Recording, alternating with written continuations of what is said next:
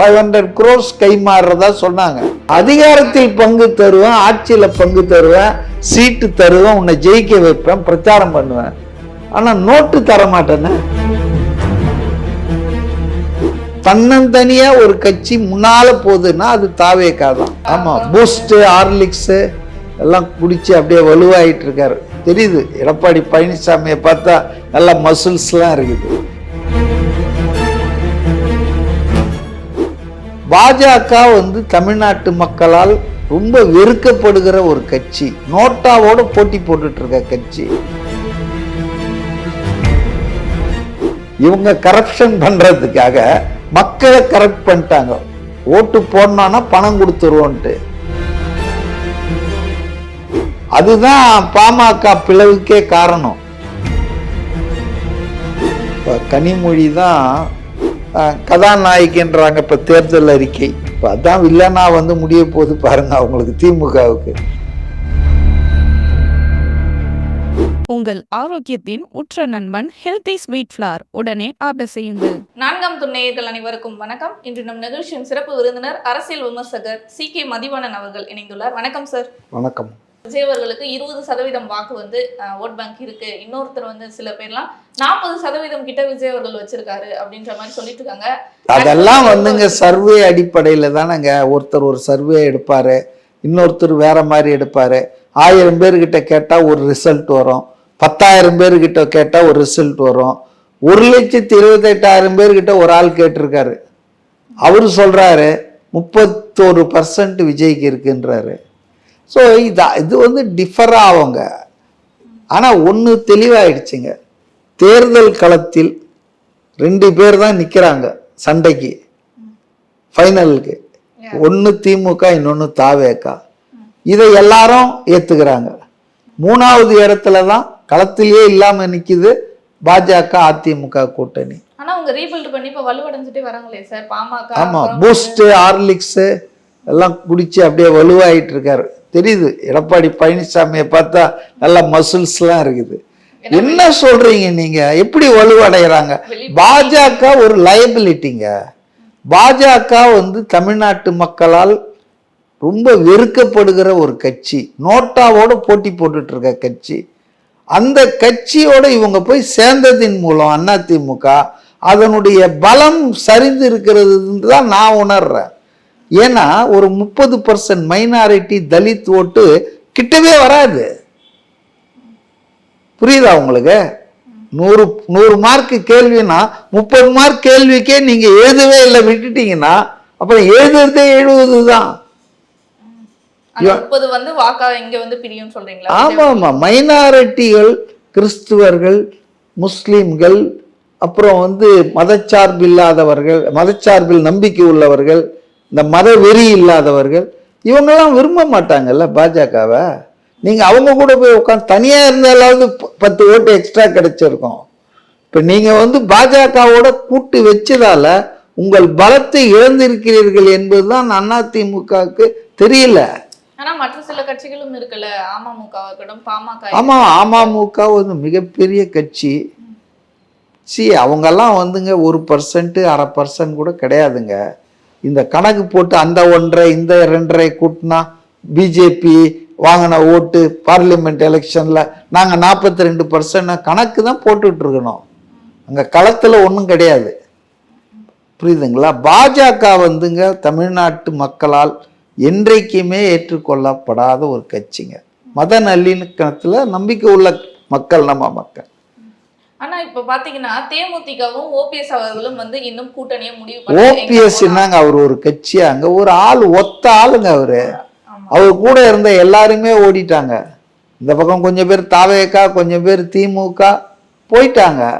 அவரை போய் பேசிட்டு இருக்கீங்க ஓபிஎஸ். அவர் ஒரு பெரிய இயக்கமா? முதலமைச்சரா இருந்தவர் ஒரு கட்சியில. ஏங்க முன்னாள் முதலமைச்சர் அவர் ஆனாரா? எடப்பாடி மாரி யாரோ ஒருத்தர் ஆக்கி விட்டாங்க. இவங்கெல்லாம் தங்கள் சொந்த சுய பலத்துல வந்தாங்களா முதல்வரா? இப்ப ஸ்டாலின் சொந்த பலத்துல, கருணாநிதி பையன்றதால வந்தாரு. உதயநிதி துணை முதலமைச்சர் அப்படியே திறமையை பாராட்டிட்டு வந்துட்டாரா? இதெல்லாமே இவங்க எல்லாருமே மக்களால் அமோக ஆதரவுடன் வரலைங்க. இவங்க ஏதோ ஒரு காரணங்கள், ஒரு இது இருக்கு, குடும்பம் இருக்கு, இல்லை ஒரு அம்மா சசிகலா ஹெல்ப் பண்ணுறாங்க, அப்படி தானே வந்தவங்க தானே. அதனால் வந்துங்க இதெல்லாம் வந்து ஒன்றும் சொல்லிக்கிறதுக்கு இல்லை, அவ்வளோதான் நான் சொல்ல முடியும். இறுதி கேள்வியா சார், தேமுதிக பாத்தீங்கன்னா இப்பவும் வந்து அந்த கூட்டணினா திமுகவா அதிமுகவா அந்த சாய்ஸ் தான் வச்சிருக்கு. ஏன் மற்ற கட்சிகள்லாம் வந்து தாவேக்காவா அணுக மாட்டாங்க? நல்ல கேள்வி. இதுக்கு சொல்லி நம்ம இந்த பேட்டியை நிறைவு பண்ணலாம். அதாவதுங்க, தமிழ்நாட்டில் இருக்கிற 2 திராவிட கட்சிகள் திமுக அதிமுக மக்களுக்கு வாக்களிப்பதற்கு பணம் கொடுத்து பழகிட்டாங்க. இப்பெல்லாம் கேட்குறாங்க மக்களே, அவங்க இவ்வளோ கொடுத்தாங்க நீங்கள் கொடுக்கலையான்னு. ஸோ அந்த அளவுக்கு மக்களை கரப்ட் பண்ணிட்டாங்க. இவங்க கரப்ஷன் பண்ணுறதுக்காக மக்களை கரப்ட் பண்ணிட்டாங்க. ஓட்டு போடணும்னா பணம் கொடுத்துருவோன்ட்டு. இப்போ அடுத்த லெவலுக்கு போயிட்டாங்க இந்த 2 கட்சியும். மக்களை பண்ணது போதாதுன்னு அரசியல் கட்சிகள் இருக்காங்க இல்லையா, அவங்களுக்கு 500 கோடி 300 கோடின்னு கொடுத்து வாங்குறாங்க விலைக்கு. இப்போ சீட்டுன்னு சொல்லுவாங்க, 6 சீட்டுன்னா 60 கோடி கொடுப்பாங்க அது வந்து தேர்தல் செலவுக்கு. தேர்தல் செலவுக்குன்னு வாங்க. ஆக political parties are being bribed by these 2 parties. இப்போ டிவிகே கிட்ட போனா இதெல்லாம் நடக்காத, அவர் இதெல்லாம் கொடுக்க மாட்டார் பைசா. அதிகாரத்தில் பங்கு தருவேன், ஆட்சியில பங்கு தருவேன், சீட்டு தருவேன், உன்னை ஜெயிக்க வைப்பேன், பிரச்சாரம் பண்ணுவேன், ஆனா நோட்டு தர மாட்டேன்னு. இப்போ ஒரு தகவல் எந்த அளவுக்கு உண்மைன்னு தெரியாது. அதாவது போன நாடாளுமன்ற தேர்தலின் போது CV சண்முகம் விழுப்புரத்தில் இருக்கார் இல்லையா, அதிமுக முன்னாள் அமைச்சர், இப்போ எம்பியா இருக்கார். அவர் வந்து சீனியர் ராமதாஸோட பேசி அதிமுக கூட்டணிக்கு ரெடி பண்ணிட்டு இருந்தார் பாமகவை. ஆனால் திடீர்னு காலங்காத்தால் இதெல்லாம் ராமதாஸே சொல்லியிருக்கார் பொதுவெளியில், அன்புமணி ராமதாஸையும் சௌமியா அன்புமணியும் அண்ணாமலை தொடர்பு கொண்டுனா ஒரு 500 crores கை மாறுறதா சொன்னாங்க. அதுதான் பாமக பிளவுக்கே காரணம் மெயினா, புரியுதா? அப்ப வந்து டக்குன்னு விடிய காத்தால வந்து காலில் விழுந்து, இல்லை அண்ணா நம்ம அங்க போவானா இங்க போனோம்னு சொல்லி இப்படி மடை மாற்றிட்டாங்க பாஜகவுக்கு. அதுல இருந்து தான் டிஃபரன்ஸ் ஆஃப் ஒப்பீனியன் வந்துடுச்சு ஜூனியருக்கும் சீனியருக்கும் பாமகவில். அப்போ இவ்வளோ பணம் வாங்கி பழக்கப்பட்டவங்க 100 கோடி 500 இல்லை 50 கோடின்னு வச்சிங்களா, அவங்களுக்கு வந்து எப்படி தாவேக்கால போய் அவங்களால கேட்க முடியும்? கிடைக்காதுன்னு அவங்களுக்கே தெரியல. தூய ஆட்சி கொடுப்பேன், லஞ்ச லாவண்யத்தை ஒழிப்பேன்றவர்கிட்ட போய் அமௌண்ட் கொஞ்சம் கொடுங்கன்னா, அதனால ஏன் வரலன்னா இதுதான் வரல. ஆனா சிலர்லாம் வந்து இவர் இன்னும் தேர்தலே சந்திக்கல, நம்ம பாட்டுக்கு போயிட்டு ஏமாந்துட்டோம். சரி, சந்திக்காத ஆளை பத்தி ஏங்க இவ்வளவு ஒரி பண்றீங்க? மூளைக்கு மூளை அடிக்கிறீங்களா? அவரை டான்ஸ் ஆடுறாருன்றீங்க, அவரை தலைவராக ஏத்துக்கலன்னா கவலை இல்லாம இருங்களாம். குஷ்புக்கு நயனார் நாகேந்திரன்லாம் இவங்கெல்லாம் தலைவர்கள், இருங்களாம், அப்படியே இருங்க, ஜெயிச்சுட்டு காட்டுங்க. ஆனா ஒரு விமர்சனம் வைக்கிறப்ப நம்ம அந்த விமர்சனத்தை ஏற்றுக்கணும், அதை நம்ம திருப்பி பதிலடி கொடுக்கணும் இல்லையா சார்? அது வந்து உங்க பழைய பாணி. அது இந்த சீமானெல்லாம் பேசிட்டு இருக்காரு பாருங்க, அதெல்லாம் அந்த மாதிரி அரசியல் வேணான்றார் விஜய். ஆக்கப்பூர்வமான அரசியல், மக்களுக்கான அரசியல் பண்ணா போதும்ன்றாரு. இந்த மாதிரி நீச்சி நாச்சி யோக்கியமாகவும் ஊழல் பட்டியல் தெரியாதா, உடனே இவங்க எடுப்பாங்க, இவன் ஊழல் கவர்னர்கிட்ட கொடுத்துலையா. 2 கட்சிகளுமே வந்து ஊழல் கட்சிகள், உதவாக்கரை கட்சிகள். அவங்க வந்து இன்னைக்கு வந்து ஏதோ ஜெயிக்கணுன்றதுக்காக எல்லா உறுதிமொழியும் கொடுத்து அள்ளி விடுறாங்க. ஏற்கனவே போன முறை 505 கொடுத்தாங்களே, அதில் இன்னும் 100கணக்கான உறுதிமொழிகள் வந்து நிறைவேறவே இல்லையா. இப்போ புதுசாக என்ன உறுதிமொழி கொடுக்க போகிறாங்க? இப்போ கனிமொழி தான் கதாநாயகின்றாங்க இப்போ தேர்தல் அறிக்கை. இப்போ அதான் வில்லனா வந்து முடிய போகுது பாருங்க அவங்களுக்கு. திமுகவுக்கு தேர்தல் உறுதிமொழி தான் வில்லனா வந்து முடிய போகுது.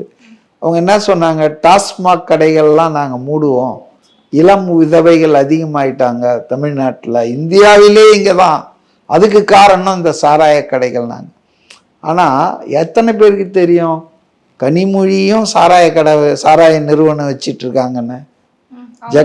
ஜெகத் ரட்சகன், சசிகலா அதிமுகவில் எல்லாரும் வச்சிருக்காங்க. அரசியல் தலைவர்கள்லாம் சாராய கடை வச்சிட்டு இருக்காங்க. அதுல தான் டாஸ்மாக் வண்டி ஓடிட்டு இருக்குங்க, அதுல வித்துக்கிட்டு இருக்காங்க. இதெல்லாம் சாதாரண மக்களுக்கே தெரியும். நீங்க ஊடகத்துல இருக்கீங்க, அப்படியான்னு கேக்குறீங்க.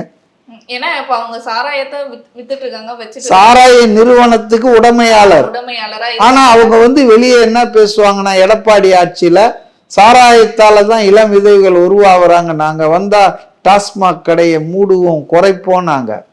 இப்ப இப்ப இப்ப இவங்க ஆட்சி 4.25 வருஷம் எத்தனை கடைகள் மூடப்பட்டு புது புதுசா பாருங்க, அன்லைசன்ஸ் பார்லாம் ஓப்பன் ஆயிட்டு 24x7 கிடைக்குது காசு. எப்படி கிடைக்குது? யார் விற்கிறாங்க? புரியுதுங்களா? பாட்டிலுக்கு 10 ரூபாய் வாங்குறார் பாடினார் விஜய். அதெல்லாம் உண்மைதானே? இன்னைக்கு விதவைகள்லாம் யாரும் இல்லையா? சுமங்கலிகள் ஆயிட்டாங்களா எல்லாரும்? முத்துசாமி காலையில பேசுறாரு, நேத்துன்னு நினைக்கிறேன். சாராயம் குடிக்கிறதெல்லாம் உடனே முடிச்சிட முடியாதுங்க. அதெல்லாம் மெல்ல மெல்ல மெல்ல மெல்ல. ஆனா எப்படி சார் எந்த நம்பிக்கையில தைரியமா அந்த வாக்குறுதியை கொடுக்குறாங்க அவங்களே அந்த வேலையை பண்ணிட்டு? அதான் மக்களுக்கு பைசா கொடுத்து எல்லாத்தையும் சரி பண்ணிடலாம். எல்லாம் முடிஞ்ச பிறகு எந்தாங்க வச்சுங்க ஒரு 3000 ரூபாய் பால் சத்தியம், பெருமாள் படத்தை காட்டி சத்தியம், இப்படிலாம் வாங்குவாங்க. இதானே அவங்க ஃபார்முலா. திருமங்கலம் ஃபார்முலா கேள்விப்பட்டீங்களா? மூக்க அழகிரி எல்லாருக்கும் ஒரு குண்டு கிராமில் கம்மலே கொடுத்தாரா? அதனால திமுக அதிமுக தங்கள் சாதனைகளை நம்பி இருப்பதை விட தங்க கிட்ட வச்சிருக்க பண மூட்டைகளை தான் அதிகமா நம்பி இருக்காங்க. எல்லாருக்கிட்டையும் லட்சம் கோடிகள் இருக்கு, அடிச்ச கொள்ளை. அதான் மக்கள் என்ன நினைக்கிறாங்கன்னா, இவனுங்க நம்ம கிட்ட அடிச்ச கொள்ளையதான ஒரு பகுதி கொடுக்குறான், அதை பத்தி வாங்கிக்குவோம், ஓட்ட நமக்கு இஷ்டப்பட்ட ஆளுக்கு போடுவோம். தெளிவா இருக்காங்க மக்கள். இப்ப நீங்க சொல்றீங்க ஒரு பணத்தால தான் ஜெயிச்சிட்டு இருக்காருன்னா, இப்ப விஜய் அவர்கள் பலத்தால ஜெயிப்பாரா? எவ்வளவு மக்கள் ஆதரவால? அதான் மக்கள் பலத்தால ஜெயிப்பாரா? அது எந்த அதை இப்ப எப்படி நம்ம சொல்ல முடியும்? இப்ப நம்ம ஒரு தேர்தல் செயல்பாடுகள் அங்க வச்சு நம்ம ஒரு கணிப்பு. இன்னும் 2 மாசம் இருக்குங்க. இப்போதைக்கு அவர் ரேஸ்ல முந்திட்டு இருக்காரு.